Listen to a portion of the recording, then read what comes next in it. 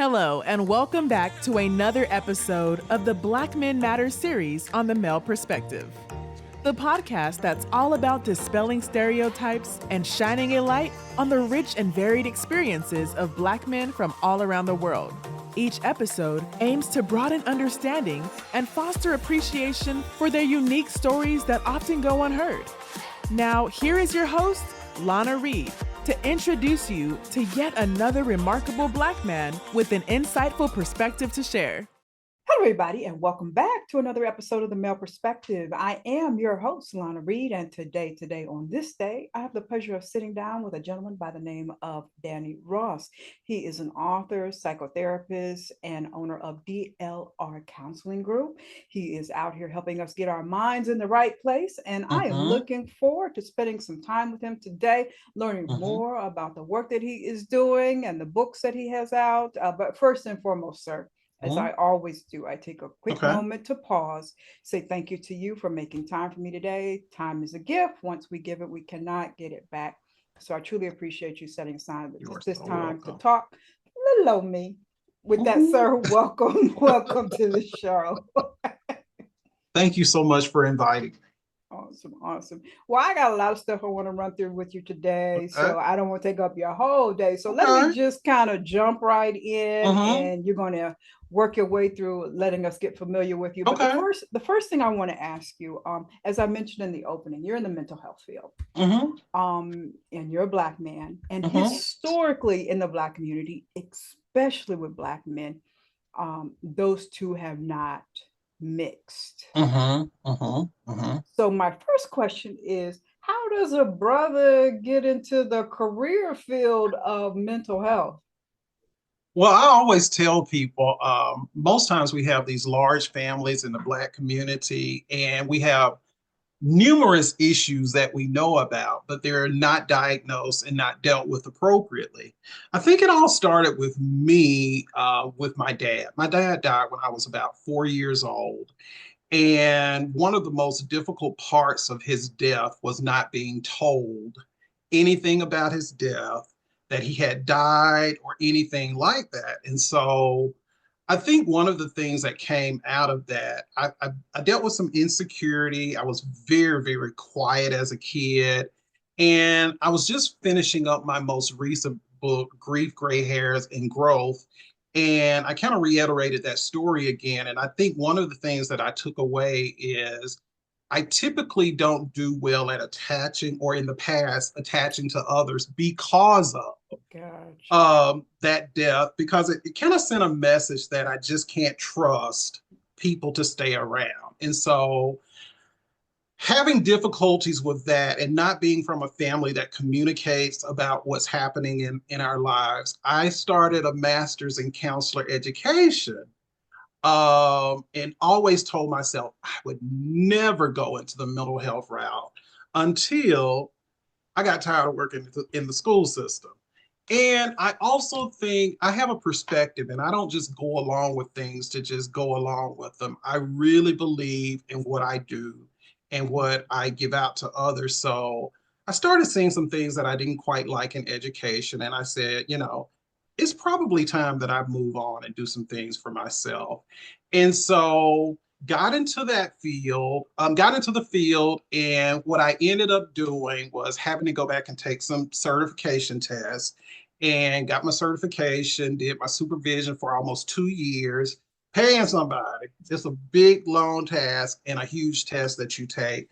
So I ended up getting into the profession because of us, Black families, Black men in particular. And I also wanted to be a quality service, not just somebody sitting up in a chair, but quality services to where people know the resources that they're getting, the sessions that they're getting are curated to who they are as an individual. And it's not just something we just continually just put out to put out. It is curated to the specific client that I'm working with. So I'm excited about that. Awesome. I like that. So last thing you just said, and because I think the Black community, there's a whole bunch of things, whole bunch Mm-hmm. of layers going on Yeah. why we are struggling with this concept of therapy, although we're getting better here in Mm-hmm. 2025. Mm-hmm. But one of the things you mentioned is the time commitment. And I want to ask you, before I get too deep in here, Mm-hmm. realistically, how long should somebody commit to seeking therapy? Oh, that's a great question. I was just telling somebody today, it was a new client. Typically, it's about, I always say 3 to 6 months per problem. So if you have Mm-hmm. 2 or 3 things that you're working on and you really want to get into therapy and do the work that you need to do. Now, that doesn't mean we meet every week, but we'll reduce it and taper off towards the end. But I always say, look to be in therapy at least 6 to 12 months. Okay.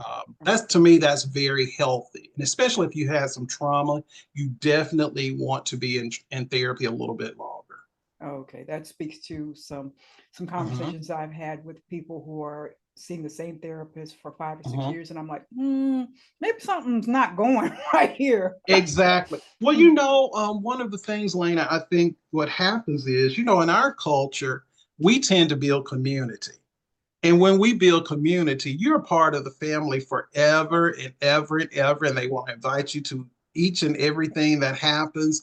And I so get it. I Mm, so get it. I so understand it. And when I do have to decline, I'm very gracious about it, but I know where it comes from. mhm, They appreciate us as therapists. They appreciate the work that we do for them and how we mhm. support them and how we help them. So they just want to kind of make you a part of the family. I've been invited to weddings, to, Oh, engagements, different things, but I've gone through a lot of different things with my clients. So they see me as part of the family. And I good. have no problem with how they see me Um, because I know our culture. yeah, it speaks to that. It's an extension Mhm. of going to sit in grandma's Exa- kitchen, right? Getting a piece of Uh-huh, cake. exactly, exactly, exactly. Well, let me go. Let me move on because we can Hmm. go here. I want to get into your book, The Messages We Carry. Hmm. The title is phenomenal. Hmm. The concept is phenomenal. Just unpack some of that, what it's about, Yeah, what caused you to write it in the first place. I think what caused me to write it ultimately was me. I feel like at a certain age, you have to do some inventory and you have to look at yourself. Either your life is going to have some meaning or you're just going to stay with that 9 to 5, do what everybody else tells you to do, or you're going to find your plight in life. And so for me, I started working with Black men and not intentionally, but they kept coming to me and I kept building relationships. And before you know it, I have a practice that really caters to Black men and those dealing with grief. And so it really started around the time of George Floyd and around the COVID Mm, time. And it really made me think about, do I want to spend another 10 years in education? And I was just like, I can't do it. I just yeah. cannot do it. And so I was also in that vein, I was really, really angry with everything that had happened to George Floyd and how he was murdered and killed. Um, and it started off with like a blog. And I wrote that blog and then I went ahead and put an outline together because I always write. Writing is my way of getting some of the stresses out, some of the Mhm. struggles, things that I'm going through. It helps me process. So what I do is I just pull a lot of those stories that I already have and blogs, and I just kind of collect them and kind of organize them at that to make sense. But I pull this together primarily from the counseling sessions that I hear from men most often. Okay. Who am I? What have I been told about myself? Being a Black man in the 21st century, exploring the archetypes. There have been things that we have been told about ourselves, and there have been ideas as to how we're supposed to act and how we're supposed to respond and what we're supposed to do as Black men. And so we feel these archetypes, and you never find the authentic person. And the Mm, beautiful part that I get to see, Lena, is I get to see most times the authentic person of the Black male in the office with the guards down, who's not that sure of himself, who wants to say, I need support just as well as my wife and the kids. Mm-hmm. I want to say to them that I don't have it together. Mm-hmm. I want to say to them that I just like some time off and some time away from being the provider, being the person who has to be in charge of everything. So there's a vulnerableness that I try to just really respect in my office, and I get to see some amazing guys and who are working on being better people. And so that's kind of how this was built. It was built off those sessions that I hear over and over again. And some of the questions that we have as Black men. Okay. So what portions of the book, Mhm. I'm not sure if it's in chapters, have you found to be more, resonate more with the brothers?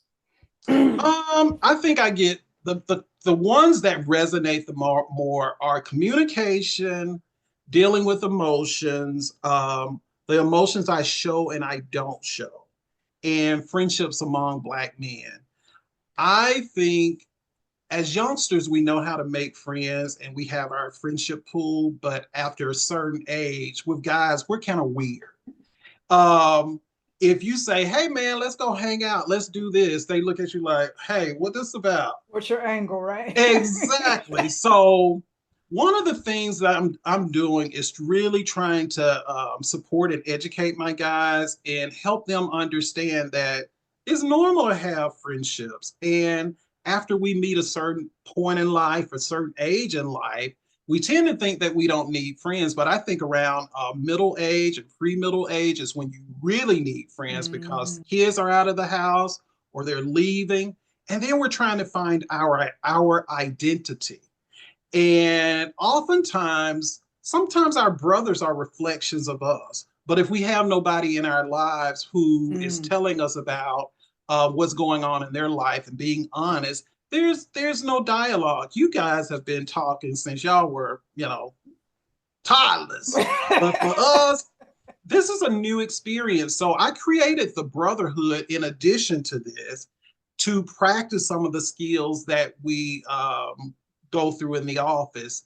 And what's so funny about it, and they don't have to disclose, but some of them are so funny. They said, "Oh, I thought I was the only person he told that to," and I was like, "Oh, I mean," but it's kind of funny because when you get a Black man to open up and to feel safe with you, you really can do some work and you can change some lives. I had a client who asked me, he was like, "Well, I just feel like I can't do anything with everything going on." I used to feel that way, but I said, I'm one person and I'm Yeah. passionate about what I do. There you I'm go. passionate about my people. And then I know that I have been anointed and appointed for such a time as this to help my people Mhm. do what they've been called to do and to be better people. I always think if I can save one, that's a connection to a family That that can part. be different and not deal with all the trauma and those difficulties that happen in our lives sometimes. So I feel like education is the key. I teach them language. I teach them to sit with feelings. I teach us to just talk about things and to not stop faking this bro man stuff. You looking I'm at me, good. I'm good. I'm I'm cool. I'm good. good. And then we just do this. We just do our little head raise. And then I'm just like, and also a point made in one of our sessions, I was like, I felt like I was a good kid, always following the rules. I was a preacher's kid. Oh. So I followed the rules down to the T. You hear me? Hmm. And so I'm like, oh, I just wish I could be bad, just do what I wanted to do.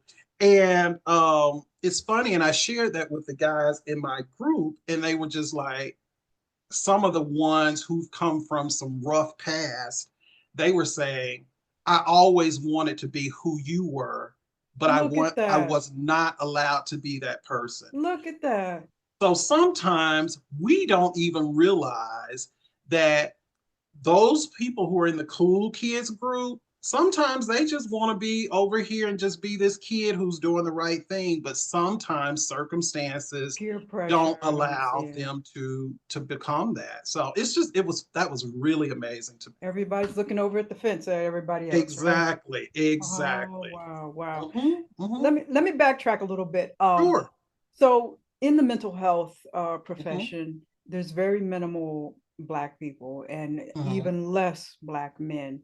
Hmm. Do you think a non-Black person can be as effective and impactful when it comes to giving mental health services to a Black man as Hmm. yourself or another Black Uh, man? oh, one great question. I've worked with some clients before, and they've told me that they've gone to some of my counterparts to work out some different things. And one of the things that they said is the person didn't say anything back to them during the entire session.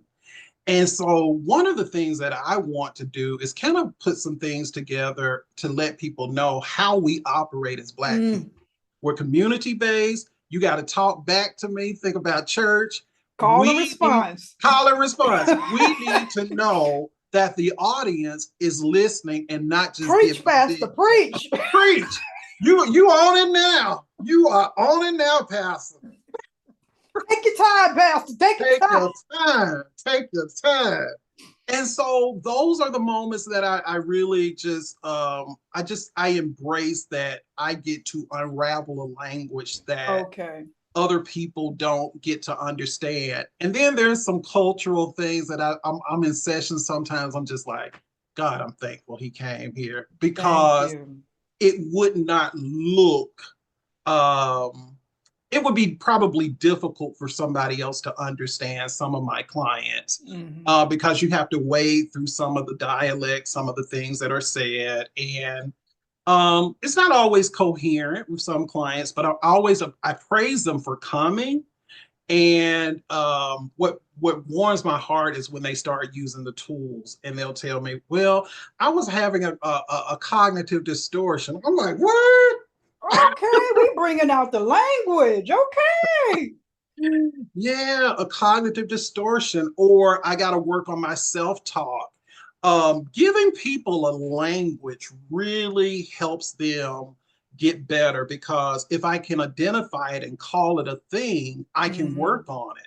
That's right. But if I just have mad and happy, there's so many nuances in between that will articulate more appropriately how I'm feeling, what I'm going through. But oftentimes we have not really paid attention to the language that Hmm. says this is how I feel. Hmm. I love that. I love that. Just the Black community, Mm-hmm. we're at 2025. We've got so much mental stuff that we need to Mm, unpack. And, yes. nobody's, I always say, nobody said, hey, you're free. Here's 3 Mm-hmm. counseling sessions, Mm-hmm. Mm-hmm. Mm-hmm. just, so, we got stuff to work on. We got stuff to work on. Well, Um, speaking of that, I'd like to share with that. One of the things that I try to do like, say for instance, somebody is really coming up on hard times, and it's not something I just do. I'll be honest, I feel like I'm led by the Holy Spirit as to who to do certain things for. And Gotcha. so I don't always give sessions. I may say, well, we can talk for like 15, 20 minutes just to get an idea of what's going on. And maybe you can find out some things through that. But Mhm. I try not to ever send people away without anything. Either I'm giving Mhm. them a resource, a book, or a video, or even I'm giving them Awesome. that 30 minutes to just kind of Awesome. talk.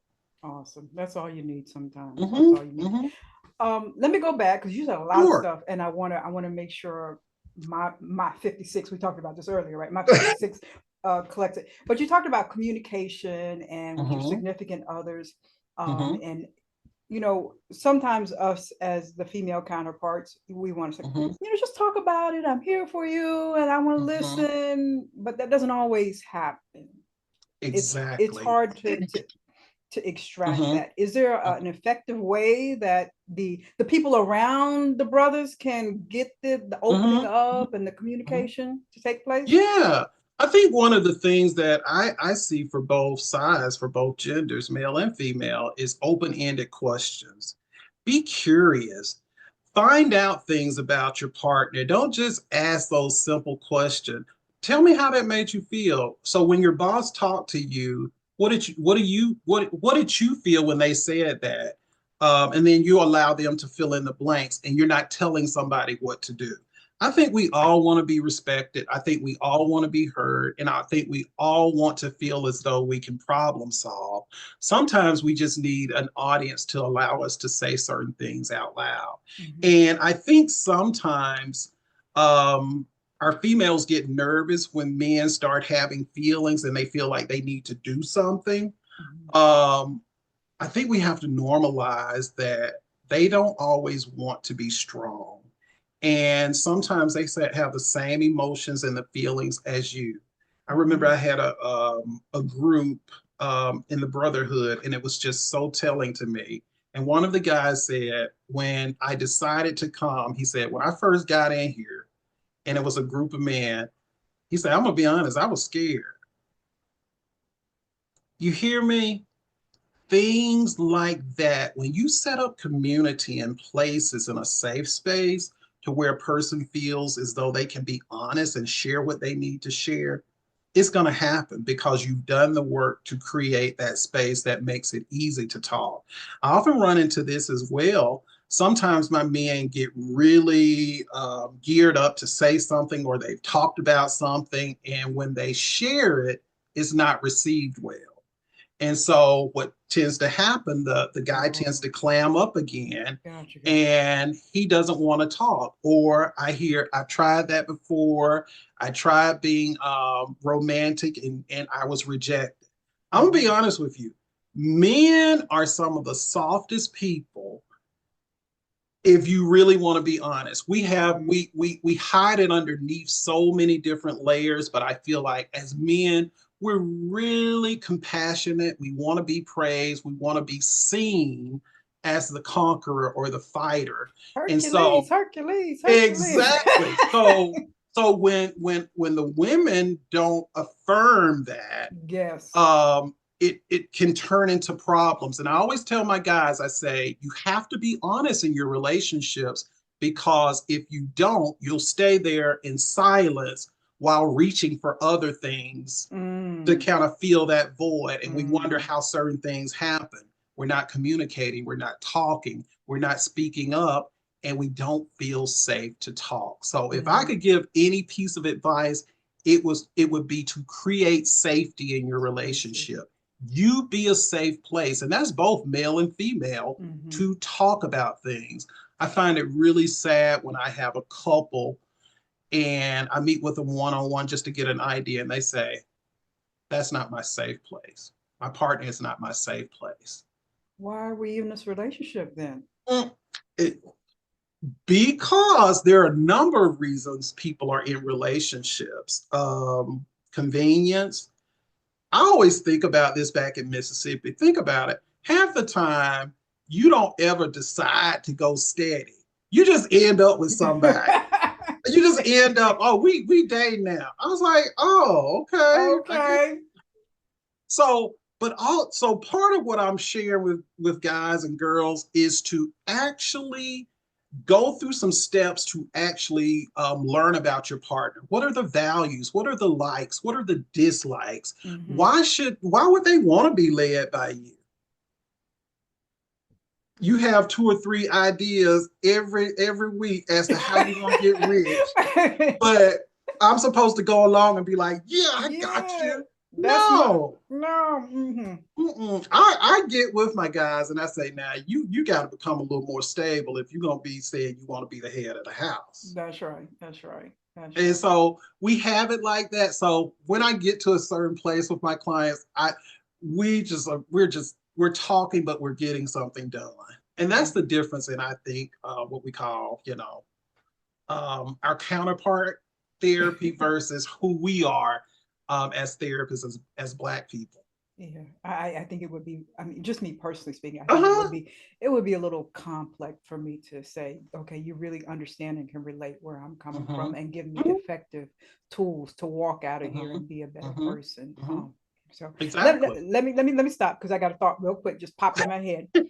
So, because you mentioned that you were previously in education, Mhm. and I think one of the things that is very impactful is to get the younger before they become a grown man. Mhm.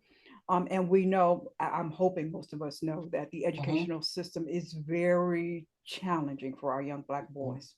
It is. So what are some things that we can do to kind of ensure that mentally our boys are Mhm. navigating this environment that's really not for Mhm. them Mhm. in a better and more effective way, do you think? I think one of the things we can do, we can take away many of the things we talk about with actual men, giving them a place to talk, Hmm. affirming them, speaking their worth and their value, speaking into their life who they are, who they're going to become. I used to work as an intervention counselor, and I didn't do anything special, but I had kids who would come to my office and just tell me all their business, and I'm the only person they would talk to. You know why? Because I would just sit there and listen, and I would kind of guide the conversation, but I would never tell them what to do. And I think that's what we have to do. We have to learn how to have conversations from their end. I Hmm. think sometimes we go back to when we were kids. Well, we didn't have a voice. Let's just be Mm. honest. Yeah. Your voice was whatever your mom and daddy told Kids you are to to be do. seen, not heard. Exactly. And so, but we have a different kid today. Hmm. They're frustrated, they're angry, they don't feel heard, they don't feel seen. They're working in an educational system that does not necessarily teach how we learn. But we're supposed to come in and just do what we're supposed to do. And I think sometimes the frustration or the anger or the assertiveness is misinterpreted when it comes to our young men, Uh, our young Black boys, because I mean there is just we're not just going to back off of anything. yeah. But I also think what I'm trying to teach too. There's a balance too. Hmm. Every audience may not be your audience, and you got to be careful as to which audience you take certain things into. So Mm. I'm not saying be a sellout, suppress yourself, but I'm also saying use wisdom. Hmm.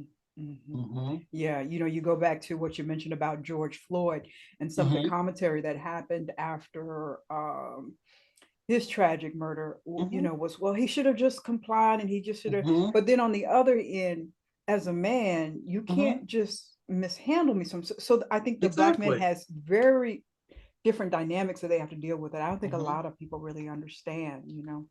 It's interesting you say that. I am what I feel like I'm more the intellect. I'm gonna get you back. Hmm. Uh, and then there's the person who I'm gonna fight you. Hmm.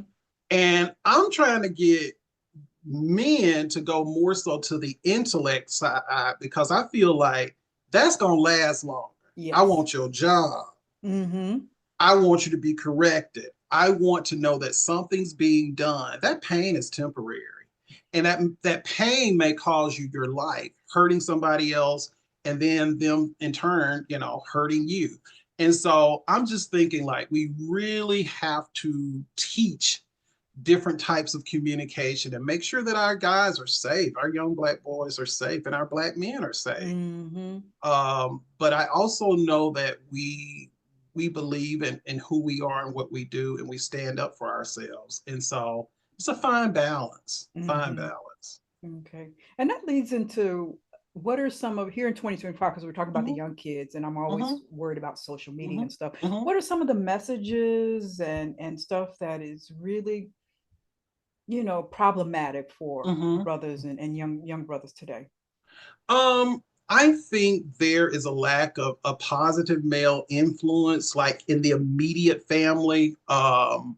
I tend to see like when some guys see me, and maybe they're in their 20s or mid 20s or early 30s, they seem to be very engaged and connected and attached. because I know what it is. I kind of resemble the father figure that they needed, somebody to impart into them, to say how great they are, to remind them, and to just give them something. Think about it. Oftentimes, we're not given these words that say, "You're great." Do you know how great you are? You Mm. possess something that nobody in this world has, and they need it from you. I do that kind of stuff in my session.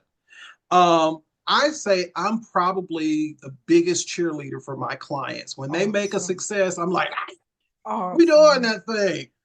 But coming from education, I learned so much because sometimes the underdog really needs to be celebrated because they don't get celebrations often. True.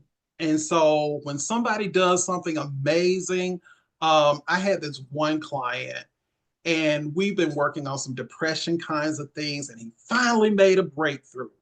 And you believe me, I made a big fuss about it. I said, "You did that. You Mm. did that." That's what you And need. and so the little boy who needed to feel the approval or see the approval or hear the approval got just what he needed. Therefore, he has a platform to really stand on the next situation that comes up. But what we have to do is create success. Hmm. Awesome.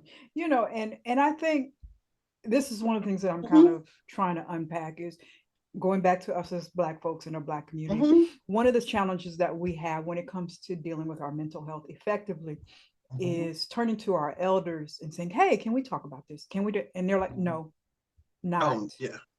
It's Mhm, non-issue. We're not going to discuss it." How does mhm. that hinder the healing process for us moving Exactly. forward? Mhm, mhm. I find it interesting, and I mentioned to you before we started, like I've had some losses and grief in my family, um, very considerable in the last 5 years. And what I've come to find out with loss and grief, there are parts of stories that come out that you didn't know nothing about. Hmm. So I'm grieving and I'm dealing with this part of the story that I have never heard, didn't know anything about it. And so I'm trying to connect the two. And then possibly the person who could tell me the story is no longer here. True. And so I find it so interesting that we have those situations to where we're not talking to our families about things that matter. I mean, there's some hidden stuff that I've worked with some clients. Um, and it's almost scary how they really work hard at suppressing family secrets. I do a workshop called Family Secrets, Oh. yeah, things that destroy us, and Hmm. how the secrets cause physical harm, stress, diabetes, all of those High blood different pressure and types all of this stuff. things. But think about it started with our ancestors who could not talk about how they felt, what they needed. And so here we are carrying the residue of our ancestors into the present, Hmm. um, trying to keep ourselves safe. Hmm. Being quiet is a safety measure. Yeah. Retreating can be a safety measure. And but I also want us to recognize there are times that we really need to be talking and sharing and pouring into these young people and just pouring into each other. Hmm. Loving on each other. So, Mm-hmm. we're getting more receptive to mental health. We're doing the work. Mm-hmm. We're here in 2025, 2050, twenty Mm-hmm. sixty. You, Mm-hmm. you think Black folks are getting it right? Mm-hmm. Right. Or you think so? I think we have done so much. I think we're so much better than we were. Hmm. Like we're having the conversations, we're calling the thing what it really is. Grandma ain't just something going on with grandma. Grandma senile, grandma this or that, or auntie. You know how she is. Hmm. She a little throwed off. And Hmm. it's so when my mom got Alzheimer's, it's just so funny. You have to laugh at things. So I was in the grocery store and the lady came up to me and she said, "Yeah, I heard your mama got a touch of Alzheimer's." And I'm like, in my mind, a touch of all, either you have it or you don't. But I No, use it's the green. exactly, and That's us. but what's so funny, I said to myself, this is how everything is. Mm-hmm. We don't sometimes use the right language, and that stuff carries to the next generation Mm-hmm. versus talking about it and really giving language to what's happening. Mm-hmm. So I look at everything and as to like how we can really go in and educate each other on different things when it comes to mental health. But I think we're farther ahead than we've ever been. Yes. Yes, yes. Mhm. I am so, when I look at the younger generation and they're Mhm. so, in tune with their mental health, Mhm. I just applaud because, we come from a Mhm. generation where Uncle Junebug in the back room and we ain't seen him for like 3 years. What's going on with Exactly. what's going on with Exactly. that? Exactly. Well, I also remember. I think my grandmother, she had Alzheimer's, but we didn't call it that. With Hmm. something just was going on with my grandmother, and that's where we left it at. Yeah. And so I sometimes feel like had I known better then, I would have done better with my mom in that Yes. situation and recognizing some things. But I eventually I put two and two together. But it's just so interesting that we don't oftentimes have the language Hmm. to share. Yeah. We've been in survival mode, but now, we're Mm-hmm, turning the corner. mm-hmm, mm-hmm. I want to talk about this because I'm Sure. getting long-winded here. I saw I was roaming around your website and I saw a T-shirt that you have with a message Mm-hmm. on it. I wish you could unpack. Just because you feel it, it doesn't mean it's real. Just because you feel it doesn't mean it's real. That comes from the messages we carry. I think there's so many messages and transcripts and narratives that we've received that sometimes we think we're right. Sometimes we think because we feel it, we perceive it. This happened to Junebug them, and I saw it before, so this is what it has to be. Hmm. And sometimes you're off.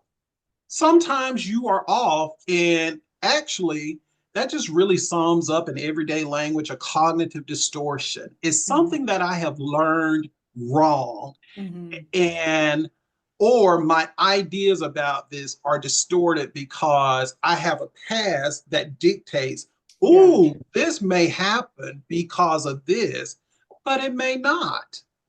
I always tell my clients, I said, although you have this idea and it can truly happen, there are alternatives to this situation as well. What are Hmm. those alternatives? Hmm. Now, does that mean you use those or that's the road you go down? But I want us to start thinking about those alternative thoughts Yes. and not necessarily. Sometimes we are so adamant about what we think, what we feel, to where we can't educate ourselves That's right. and we can't understand that there are some things we're ignorant to and we need to be educated on it. Hmm. And I'm that person. When I don't know something, I'm gonna shut my mouth and listen. That's right. So those are the kinds of things that I really want to advocate for. Yeah, just hey, Mhm. I don't know everything about this, so let I me just don't. see if I can, peel the layers back on this. Exactly. But Exactly. that's a learning, a growth Oh experience yeah, right there. most definitely. Most definitely. And again, I worked as a third grade teacher, and I always found it so interesting. And it was a pretty much a white school. I would say it was probably about 95% white. And so one of the things that I always noticed is that their kids had a voice. They would ask them how they feel, what they had for lunch, who are their friends, why do they, those are the things that build leaders. People don't Mm, realize that. That starts making it makes you think about language. It makes you think about how I feel. And so if I can feel and I can think, I can build. okay. But sometimes we are so set in our ways to where, like I said, we've been shut down, so we don't want to talk or we don't Hmm. make it pleasant to talk. Didn't I Hmm. tell you to do such and such? Blah, blah, blah. If that's what I'm gonna get every time I open my mouth, yes, I'm going to be quiet. Mm-hmm. Yeah. And that parlays especially into Black men, Mhm, because you're like, my Uncle Ray Ray was like this, my mhm, cousins were like this, my granddaddy was mhm, like this. What are you mhm. talking about? Something wrong with me? Everybody I know was like this.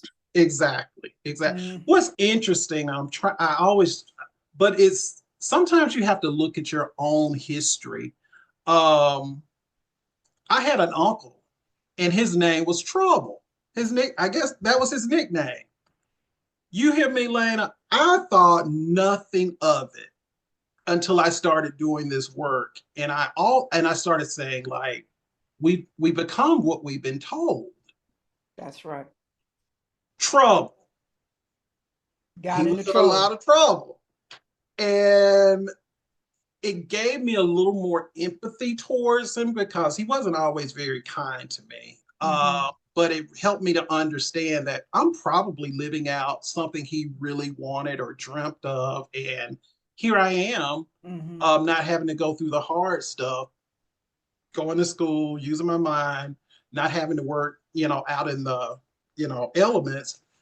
Um, who knows how that makes someone feel. I'm not saying that it's right to pick on me because of that, No, but but I can understand I why. can I can Not I can have a excuse, little but understand. understanding now versus me just being where like I just didn't understand him. And Mm-hmm. so I'm like, he was called trouble his entire life. Mm-hmm. What you gonna do with that? Yeah, and that speaks to especially us as Black folks. We need to be very mindful how we talk to Mm-hmm. each other. Mm-hmm. What labels we're putting on each other, and Exactly. that's Exactly. church folks. Words have power. Speak life. Words have power. Yes, yes, yes. Yes, indeed. Okay, I got one more question before my random question, because Sure. I think I have taken up and you. I'm sorry, but I'm enjoying No, our you are conversation. perfectly fine. Um, your support group. You've mentioned your Mhm. support group that you have. Can you share what components make it different for a Black man than the normal Mhm. barbershop talk? Because we want to get the brothers out the barbershop. Right, right. For one, I'm a licensed clinician. Mm-hmm. One of the beautiful things is about 80% of those who participate are probably past clients, current clients, and they've had some form of therapy. Okay. So what makes it really great is we have created a culture that you know how you can have the culture that impacts in a negative way, we impact in a positive way, and we make people talk and we make people feel like that's what you're supposed to do. You're supposed to come in this group and talk. You're supposed to feel safe in here. This is a place that we treat each other with respect. So one of the things that I think that we have done in my group is created a culture of safety. Okay. I think it's so, so, so important. And I'm always mindful, like I don't like going over 10 people because when you go over 10, it's too much to try to track.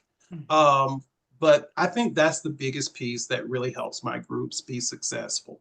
Mm. Any complaints, like why, for the loved ones around them? Mm-hmm, They mm-hmm, sit up there and talk to you all day, and I can't get them to talk to me.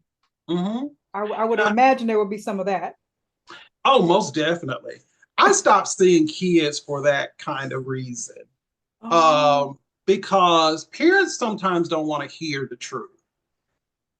You bring him to fix him, and there's nothing else to that. And I said to myself, I don't have to do this. I don't have to do this. I've been in the trenches for 20 years working with parents. And I say, you know what? I have a choice in this. But I also want us to really be aware of how we come across. mm-hmm. I'm a professional. If you trust me as a professional, let me do what I need to do and be okay in hearing that you need to work on yourself and you need to change. Mm-hmm. Talking to kids any kind of way, calling them names, calling them out there, things like that. I had one lady, I remember her calling her husband lazy. I say, hold up, we're going to stop right here. From here on out, we ain't calling anybody lazy. I said, we can come up with ways to describe it, but we're not going to call somebody lazy. Mm. And I always say there's a reason for that. Let's talk about what's behind that versus giving that existential thing that we love to blow up and say, see, he don't do anything. But what's behind it? Mm-hmm. You don't support him. He works 20 hours trying to get you everything you want and the kids. But you want quality time. I'm like, we're creating these messages that don't make sense. Conflict. The conflict. I'm just like, what you want? What you want? You want? Like, okay. I'm like, exactly. All right. Exactly. All right. I lied. One more question before my random question. A lot of brothers don't have access to Danny. So when they actually get to that space where they say, hey, I want to talk to somebody. We got a whole bunch of stuff going on. They might not get a Black person. They might not get a Black man. What advice would you give for somebody, for a brother to find an effective therapist that resonates with them? That's a great question. I think there's so many things that a person can do to get themselves in a better place mentally. One of my reasons for creating my book, is to make this as a segue where the guys can at least start thinking for themselves if they're not ready to go to counseling. I also have what we call, in my group we're starting next month, what we call battle buddies. And with those battle buddies, they kind of check on each other and they create like relationship within the community. So what we're trying to do is build relationship and build community that really works. That's really helping each other, not just, it's almost sometimes I think of it like I've gone to a lot of groups to where they do what they do in that moment. But what are you doing after that? What are you doing to stay engaged? And I think of it kind of like how we have the beautiful churches. And I always think about like, wow, so expensive, but it's not used as much as it could be for some of the things that's needed. So no, I do think that we can support, we can say, hey, there are some friendships, there are people who are master's level clinicians, they're not quite fully licensed. You can see them for little of nothing, $25, $50. If there's a will, there is a way. But I also say, if you get somebody to support you and to help you, you pass it on. And when you're able to do better, do better. Okay. So how will a brother know that a therapist is a good fit for him? I think after the first session, you kind of know if you're a good fit with each other. Think about the goals. What is it that you're coming in there to work on? And I like to have a little bit of humor, a little bit of world events. So I stay abreast of a lot of things just so I can have some conversation to weave some of the theoretical principles and things that we'll pull out, so the person can feel more comfortable. I think Black therapists are some of the most creative therapists because those theories and techniques were not created with us in mind, Black people. And I think of it as how we used to call it the ideal student. It was created for the ideal client. Well, sometimes my Black people are not like the ideal client because they don't have the same resources, or they've never been given permission to talk or to be in a space to where they can talk freely and tell the truth. You know that message we have. Don't you go out there telling them people my business. That's right. What goes in this house stays in this stay house. in this house. And we're still carrying that. When you sit down with a therapist, like, okay, do I say that? No, I don't want to talk about that. You kind of feel like, okay, well, maybe. So you have to unpack all of that. Well, what I tell people all the time, and I do a lot of, I try to remove defenses by saying, I take medication for depression. I take medication for anxiety. I deal with my own grief. Sometimes I don't have everything together. And then sometimes I let them know that I go to therapy just as well. I have my own therapist who gets in my stuff, who gets me together. Black? Black, most definitely. Most definitely. Most definitely. And I tell people all that, like, for me, I have to probably get somebody in another city because I know so many people here and they're my colleagues. So I have to go to another city like Houston or somewhere like that to find my therapist. But it's liberating. It makes me feel so, so much better. So the next thing is, will you be training therapists, Black therapists, how to be effective with Black folks? Is that part of the journey too? That's part of the journey. I just want us to get to a place to where we're ready to pay for resources that are quality. You're gonna get just what you get. If you want me to do supervision for you for $25 a week, that's not quality. And so I'm a supervisor. Here again, I kind of remove myself a little bit because it's a relationship. It's a long 18-month relationship that you meet weekly. And if it's a if it's an upcoming clinician and they are not motivated, or they just want to be a counselor for the wrong reasons, you could find somebody like that. Things like that, you really have to do a lot of teaching and a lot of helping. But to find, like, what is your voice? How do you operate as a therapist? It took me probably my first 5 to 10 years to really figure out what my voice is and who I want to be as a therapist. I asked my upcoming therapist, who do you want to be as a therapist?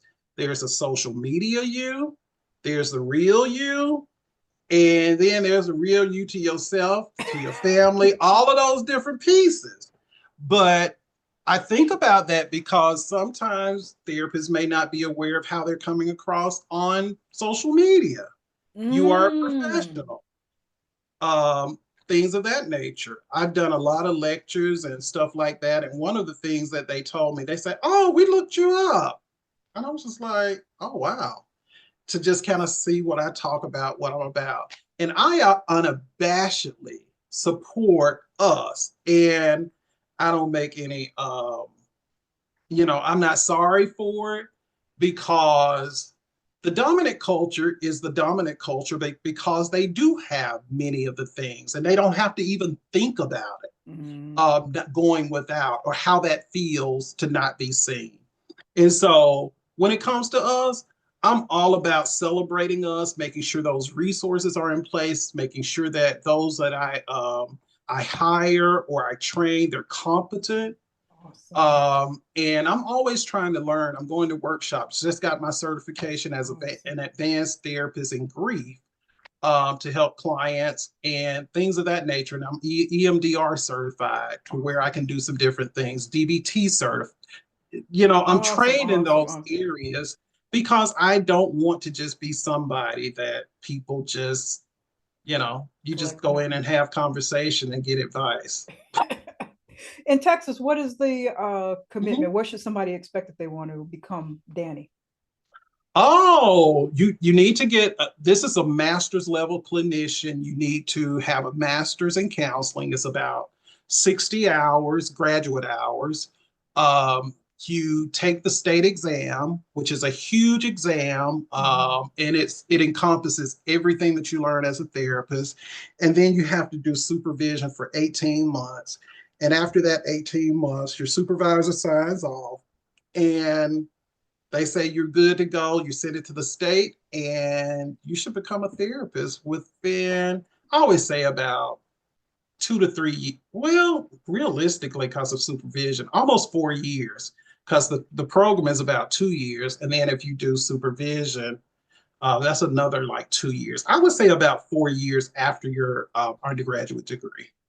Are there cultural competence courses within the process, or What's interesting, I went to Florida A&M, and I wasn't that interested in community counseling. So I look at that today and I remember seeing some of the coursework that was really culturally based. And I'm just like, dang, I should have gone to that. But what I do a lot of research on my own. Mhm. I attend workshops and things like that. And I just try to stay abreast and support even the therapists who are African American, things that they give so I can support them and they can Awesome. support me. Um, and things like that. Yeah. Well, and you're only there in Texas. We can't get you to. I'm actually licensed in Mississippi as well. Oh, So that's my hometown. So okay. I said, M-I, crooked letter percolate I. my eye, hump I'm back back eye. I. Yes, that's it. So I did that as a labor of love, and it was a labor to get my Oh. license So because that was a labor. it was a labor of love. But I really want, because people always ask me things, and I just don't always feel comfortable because they Mhm. know me, Mhm. sharing information, and I just don't have a license there. Now I can't. People I know, I can't see them, but they gonna ask anyway. Yeah. That's us. Well, you know, Dan, Exactly. our cousin Danny is, so we're gonna go over there and sit on the porch and ask him. Exactly, exactly. I'm gonna tell you this quick story. My mom, she was driving we were riding in the car, and she said, "Well, I'm gonna get Bo Peep. I'm gonna go get such and such and such and such, and we just gonna have a session with you." And I said, "Mama, no, you're not." She said, "Why?" I said, Mom, I cannot do therapy with you guys. I know you all. She said, see, you have just got too beside yourself. And Too big for so, your britches, huh? exactly. And I want to say, do you realize, like, this is what I get paid to You gonna do? tell your mama no? Like you ain't gonna tell me. I gave birth to you. I carried you It was, around for 9 months. You it gonna tell me no? was so funny because I was Black just, mama guilt. she was serious. And I was like, no, especially y'all too. I can't bring y'all in. Could tell y'all nothing. Couldn't tell them nothing, and I know it. Love us. Gotta love us. Gotta love us. All right, then. Let me answer my random question. I'm gonna let you be done Okay, with me. I've taken up your whole day here. no problem. And I'm gonna ask you how we pick up the book and all that. Let's see what I got for Sure. my random question. Here. Let's see what I got. If you had to give up your phone for a week, which Mm. app would you miss the most? Which app would you miss the most? YouTube. Oh, YouTube. I am an information connoisseur. awesome. I absolutely love knowing stuff about stuff that nobody else knows. And I'm just Gotcha. always intrigued by biographies, how people got to where they are. I love a good mystery that I have to figure certain things out. I do like some reality television because it gives me an opportunity to just kind of look at people clinically sometimes and just Mm-hmm. seeing like, where's that coming from? Mm-hmm. Oftentimes we have it's the child within. It's the wounded child who shows up most often, and Mm-hmm. so I love learning, and I love YouTube. So that's what I would All right. hate to give up. Hey, give up to you too. All righty. Uh-huh. Well, Mr. Danny Ross, tell us how we pick up the book, how if we're Sure. ever in Texas, if you would Mm-hmm. get, well, the ladies can't come. If a brother wants to Mm-hmm. kind of check in on the group, the support group, Mm-hmm. maybe sit down with you, have a session or something. Just tell us how we connect with What you. one of the great things, we're in the process of creating sisterhood. And if you look on Okay. my site, we already have the sweatshirts and I saw that, yeah. everything ready. And so I have a sister, and I think we complement each other. I think it's going to be a really, really good, a good showing for both groups, the brotherhood and the sisterhood. So we're creating that. We're Okay. creating that. So you can purchase my book. You can go to Amazon.com. You can go to the messages.net and just purchase the book, or you can go to dlrcounselinggroup.com. Oh, okay. Any Mm-hmm. closing messages for the Black men before I let you go? Sure. I would just like to say I applaud you, those guys who take it up upon themselves to really pay attention to your mental health. you're not only changing your life, you're changing history. You're changing the history of your family system, and you're educating yourself so that you don't carry the trauma of the past. And if you need counseling, if there's a will, there's a way. I don't want you to give up. You can call me. We're going to find somebody for you in a different state if we had to. I've just done that with a friend of mine in Alabama.